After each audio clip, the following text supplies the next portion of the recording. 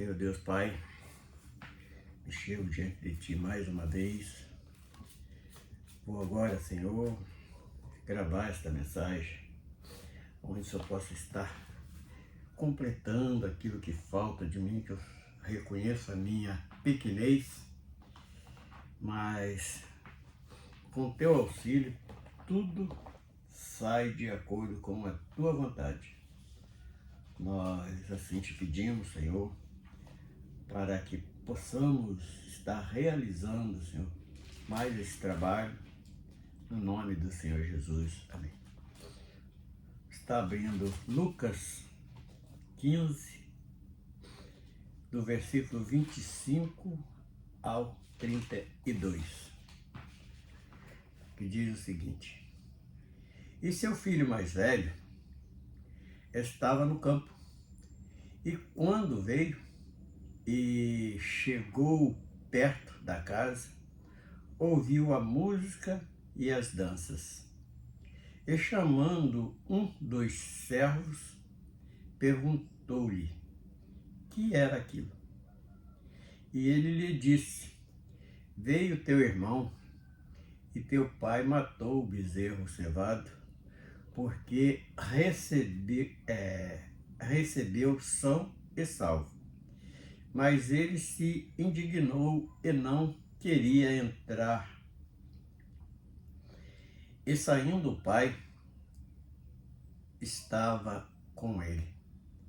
Mas respondendo ele, disse ao pai: Eis que te sirvo há tantos anos, sem nunca transgredir os teus mandamentos, e nunca me deste um cabrito para alegrar-me com os meus amigos. E vindo, porém, este teu filho que desperdiçou a tua fazenda com as meretrizes, mataste-lhe o bezerro cevado. E ele lhe disse: Filho, tu sempre estás comigo, e todas as minhas coisas são tuas. Mas era justo alegrar-nos e folgar-nos, porque este teu irmão estava morto e reviveu, e tinha se perdido e achou-se. Senhor Deus, nós glorificamos a Ti já pela leitura da Tua palavra. E agora, Senhor, aplica toda a revelação, aquilo que vai servir de ensinamento, despertamento e, por que não, até um conserto de alguém na Tua presença. Nós assim te pedimos esta ajuda no nome do Senhor Jesus. Amém. Interessante, há poucos dias falamos sobre esse filho pródigo, e a minha esposa pediu que trouxesse falando do filho mais velho que tinha ficado em casa. E é interessante que poucos falam a respeito desse rapaz.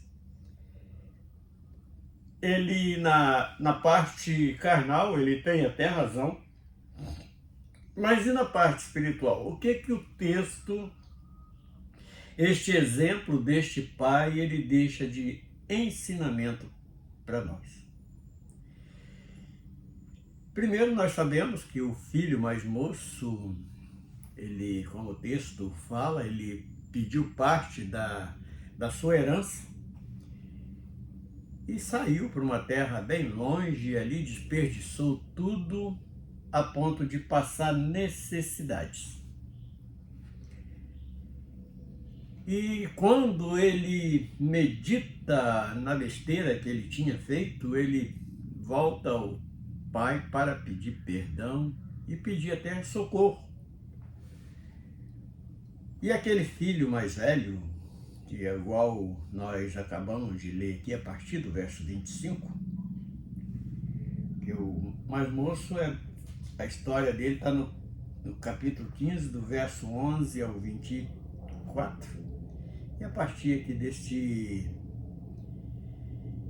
verso 25 fala a respeito do filho mais velho que tinha ficado em casa. E quando ele chega do trabalho, com certeza, da lavoura, aí ele ouve aquela festa, música, danças, e ele pergunta o que estava acontecendo, e o seu criado, ele responde, fala, seu irmão mais novo chegou e seu pai matou o bezerro cevado e fez um banquete para comemorar a volta desse filho que tinha perdido. E ele ficou magoado, não querendo nem entrar na casa. E a atitude desse pai é a mesma atitude de Deus, porque então tem alguns pontos aqui que nós precisamos estar observando e, se possível, até aplicando nas nossas vidas na parte espiritual. Porque tem alguns significados aqui que ele deixa ensinamentos muito profundos para a nossa caminhada enquanto estamos aqui neste plano transitório. E interessante que ele pergunta o que estava acontecendo, e a primeira notícia que o criado dá, ele fala do bezerro cevado que foi morto. Eu lembro muito bem que na primeira parte que nós falamos a respeito do filho mais novo, no final, lembro muito bem que eu terminei dizendo que na parte espiritual, nós sabíamos que aquele era um belo de um churrasco, para quem gosta. Eu não sou muito amante de churrasco, mas para quem gosta era algo.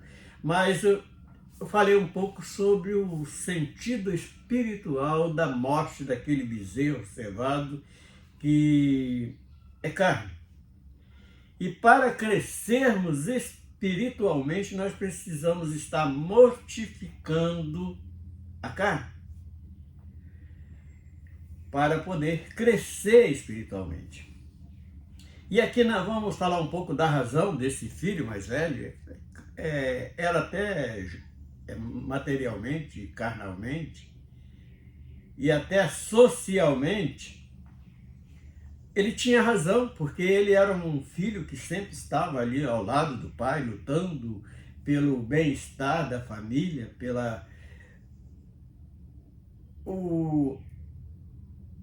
o ganha-pão da família, o bem-estar de toda a família. Mas ele era aquele filho, pelo que nós podemos enxergar aqui no texto, ele era um rapaz obediente e tímido, enquanto aquele filho mais novo, ele era aquele camarada bem jogado, que se jogava em todos os tipos de aventura, inclusive ele tomando parte da sua herança e saindo para o mundo afora sem um planejamento, sem nada, e desperdiçou tudo. Mas qual a parte mais importante desse filho mais novo? Foi o arrependimento. Ele reconheceu o seu pecado e voltar e pedir perdão ao seu pai. Então é uma parte que espiritualmente, diante de Deus, isto soma muito. E aquele filho mais velho, quando ele reclama com o pai que há tanto tempo ele servia ele, nunca desobedeceu, então na sua razão social, na sua razão carnal, ele não estava errado. Agora, nós temos que entender que na parte espiritual é diferente. Porque quando o próprio Senhor Jesus, ensinando aqui, ele falava que o camarada, quando te fere na direita para oferecer a esquerda também, Se teu inimigo te chama para caminhar 1 milha, anda 2 com ele. Para que nós orássemos pelos nossos próprios inimigos. E faltou isto neste filho mais velho. Com toda certeza, teu irmão mais novo, ele errou sim. Mas foi achado no seu coração lugar para arrependimento. E esta mágoa que esse filho mais velho fica ali, espiritualmente ele não estava correto. Ele simboliza exatamente aquele tipo de pessoas que vai ficar, que se rende, entre parênteses, ao Evangelho, mas ele não se rende totalmente. Ele vai ficar sempre na sua razão, e a razão do homem perante Deus não soma nada, só vai dar prejuízo. Porque nós somos, espiritualmente, nós somos totalmente ignorantes. Nós só conseguimos entender alguma coisa porque o próprio Deus enviou o Espírito Santo para nos esclarecer. Enviou seu próprio Filho para nos resgatar de uma condição de pecado. Não adianta ser aquele indivíduo bonzinho, simpático, lá dentro da comunidade que ele congrega, mas o coração está longe da verdade, está longe de obediência, ele obedece ali como os fariseus faziam, aparentemente, mas lá por dentro está magoado, o coração, o seu sentimento está ferido. Então vamos voltar ao texto a partir do verso 25, que diz assim: e seu filho mais velho estava no campo, quando veio e chegou perto da casa, ouviu músicas e dança. Ficou espantado e estava sabendo de comemoração nenhuma. Por que está acontecendo isso? Aí no verso 26, ele diz assim: e chamando dos servos, perguntou-lhe o que era aquilo. E interessante que aquele que não é espiritual, ele vai sempre dar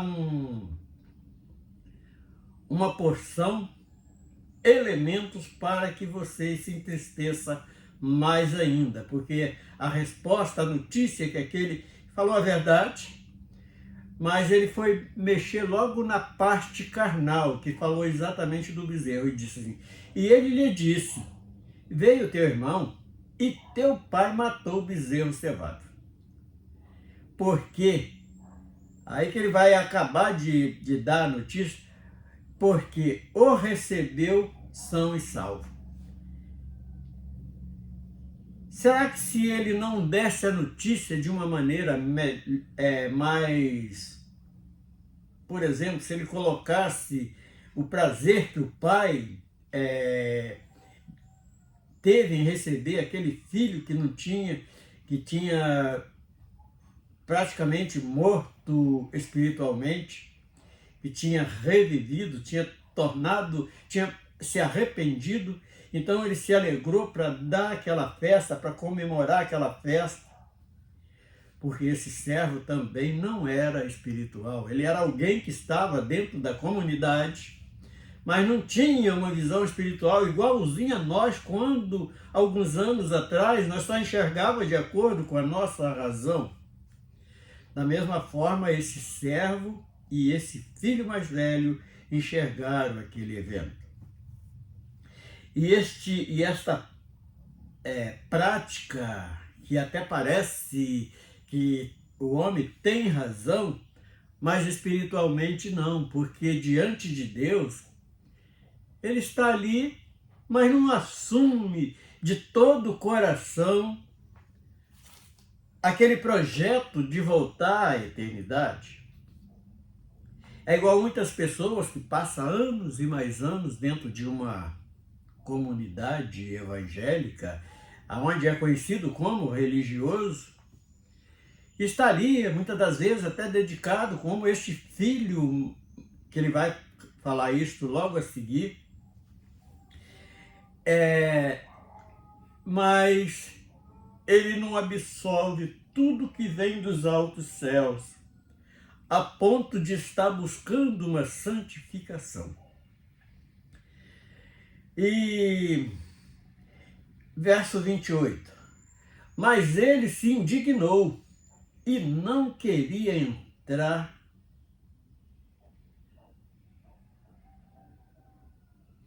e saindo seu pai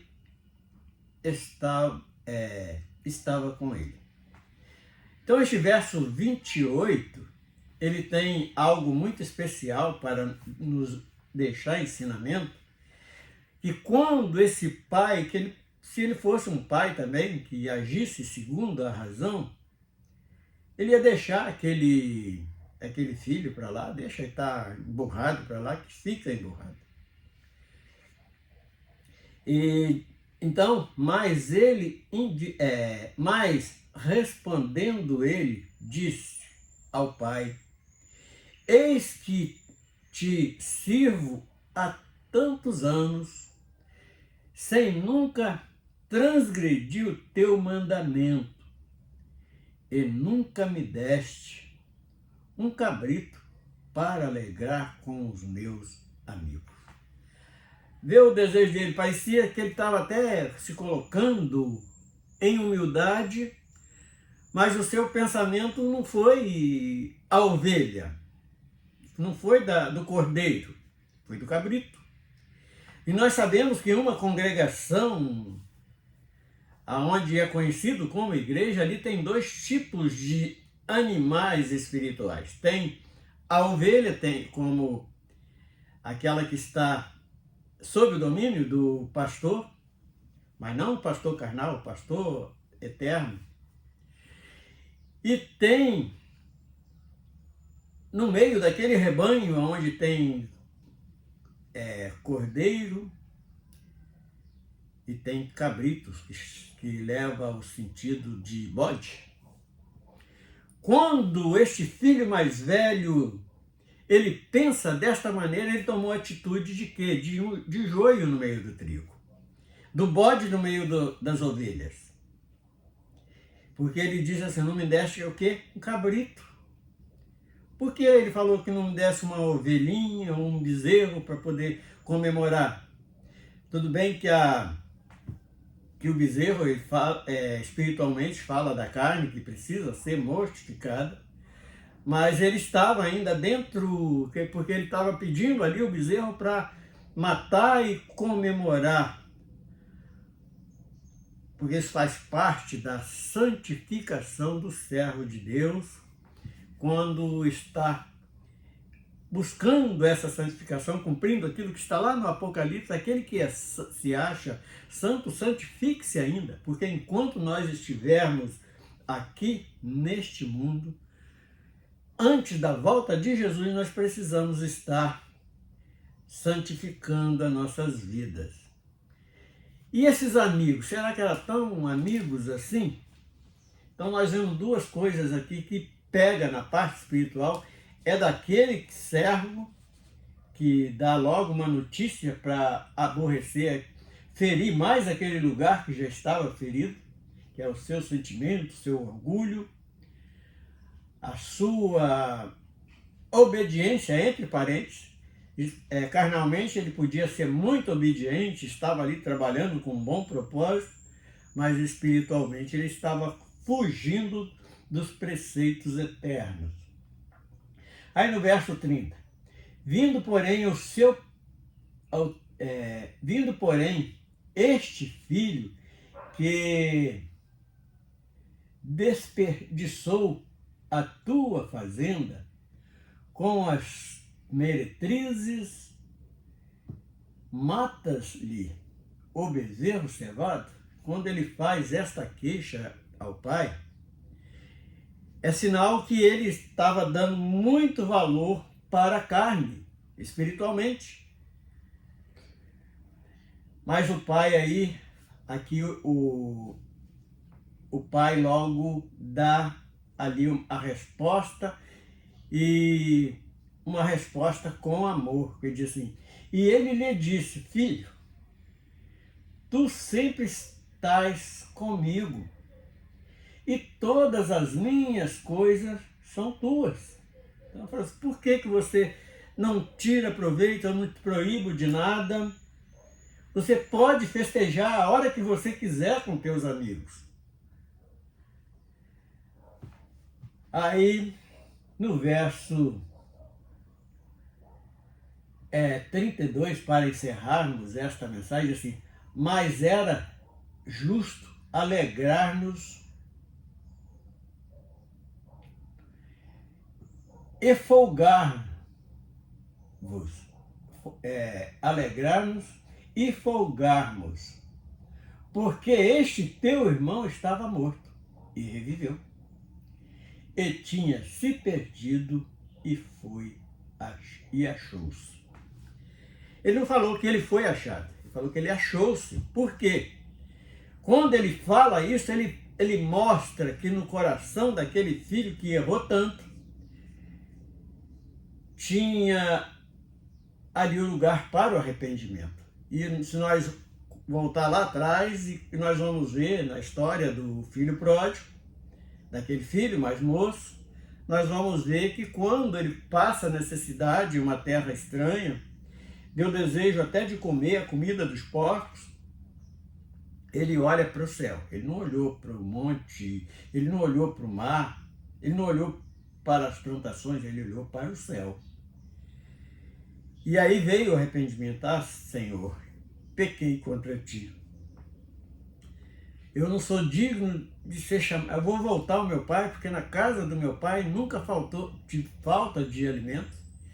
E se ele me aceitar como um dos teus jornaleiros, eu já fico satisfeito. É aquele que não está pedindo grandes coisas, é aquele que se colocou num estado de humildade e se arrepende. Eu vou pedir perdão ao meu pai. E ele, quando chega aqui, logo nos últimos versículos, ele cumpre isso, porque ele fala assim: ah, pai, eu pequei contra os céus, pequei contra ti. Eu não sou digno de ser chamado um dos teus servos. Me trata como um dos teus jornaleiros.